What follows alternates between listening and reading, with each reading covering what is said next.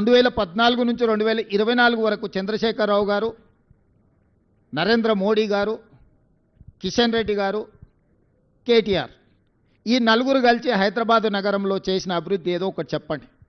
వరదలు వచ్చినప్పుడు హైదరాబాదు నగరం నిండా మునిగిపోతే కేంద్రం నుంచి చిల్లి గవ్వ కూడా కిషన్ రెడ్డి గారు తీసుకురాలి కేంద్ర మంత్రిగా.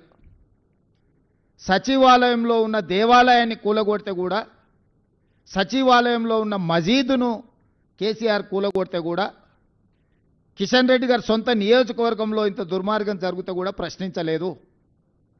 వాళ్ళు పదే పదే చెప్పే కమాండ్ కంట్రోల్ రూమ్, సచివాలయం, ప్రగతి భవన్, కాళేశ్వరం ప్రారంభించి పూర్తి చేసినవి ఈ 4 చంద్రశేఖరరావు తెలంగాణ రాష్ట్రంలో.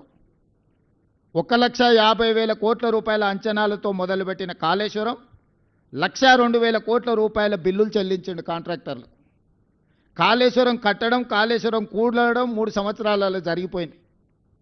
1,00,000 కోట్ల రూపాయలు గోదావరి పాలైపోయినాయి.